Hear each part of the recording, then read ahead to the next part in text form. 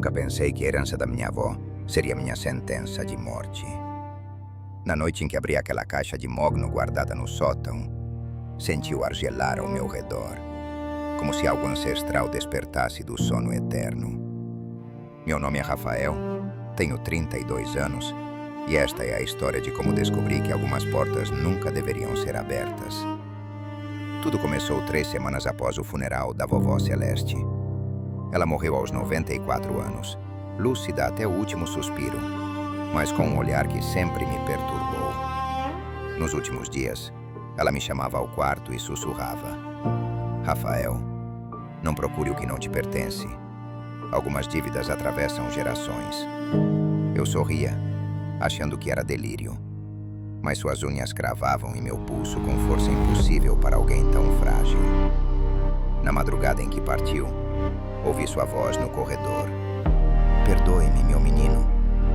Quando corri até o quarto, ela já estava fria, os olhos fixos no teto, a boca entreaberta em um grito silencioso. A casa herdada era uma construção antiga na periferia de São Paulo, cheia de corredores estreitos e cômodos que cheiravam a mofo e segredos. Minha esposa, Júlia, implorou para não nos mudarmos para lá. Aquele lugar me dá arrepios, Rafa. Sua avó tinha medo de algo, ela dizia, abraçando nosso filho de 5 anos, Pedro. Mas eu estava falido. Meu negócio havia quebrado, as dívidas me sufocavam. E aquela casa era nossa última esperança. Ignorei os pressentimentos e, em uma tarde chuvosa de agosto, atravessamos o portão enferrujado. Nos primeiros dias, eram apenas pequenas coisas. Passos no andar de cima quando estávamos todos na sala. Portas que se fechavam sozinhas.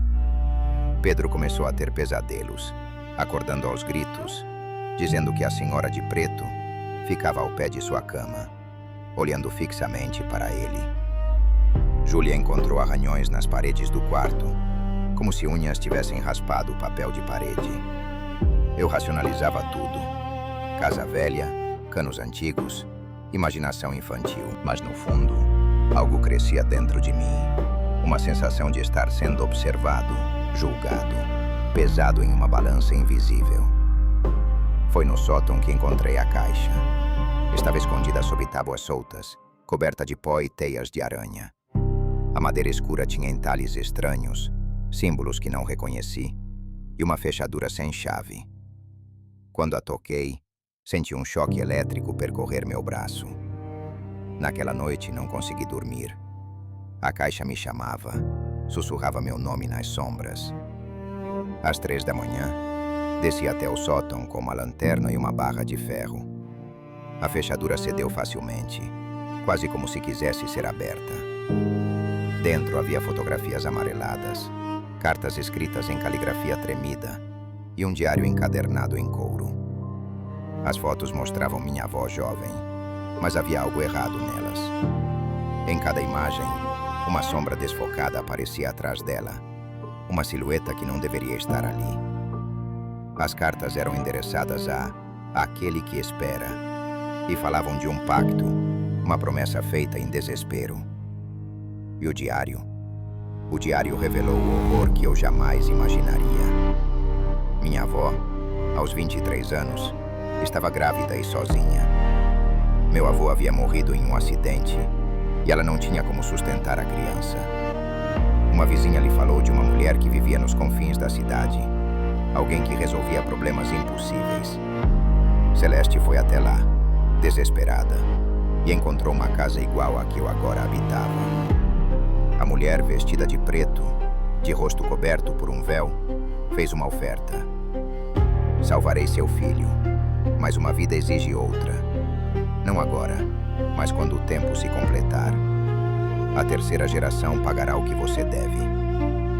Meu corpo gelou. Fechei o diário com as mãos trêmulas. Eu era a 2ª geração. Pedro era a 3ª.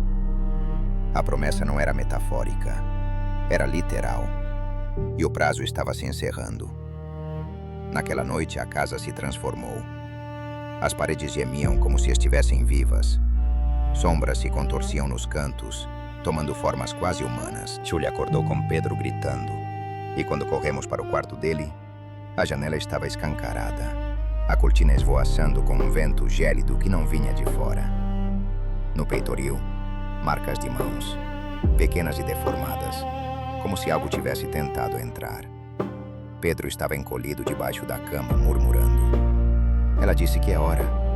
Ela disse que ele precisa ir com ela. Tentamos sair. As portas estavam trancadas por dentro. As janelas não quebravam. O celular não tinha sinal. Estávamos presos. E então, ela apareceu. No fim do corredor, a mulher de preto. Seu véu ondulava sem vento, e debaixo dele não havia rosto. Apenas um vazio que sugava a luz ao redor. Ela flutuava em direção a nós, e cada passo seu ecoava como um batimento cardíaco distante. O prometido será cumprido. Uma voz saiu de lugar nenhum, grave e múltipla, como 1000 vozes falando em uníssono. Coloquei-me entre ela e minha família. Leve-me. Não, meu filho. Eu sou culpado de existir, ele não. Julia chorava, agarrada a Pedro. A entidade parou. O vazio sob o véu pareceu me analisar. E então, algo impossível aconteceu.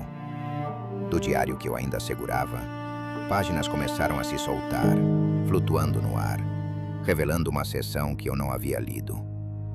Na última página, com a letra desesperada de minha avó, estava escrito: se alguém da minha linhagem ler isto, saiba que há uma saída. O pacto pode ser desfeito com a verdade. Confesse o que escondi. Conte ao mundo o que fiz, e ele será livre. Entendi. O segredo era a corrente. O silêncio alimentava a maldição. Com a voz rachada de terror, comecei a gritar. Gritei que minha avó havia feito um pacto com algo além da compreensão.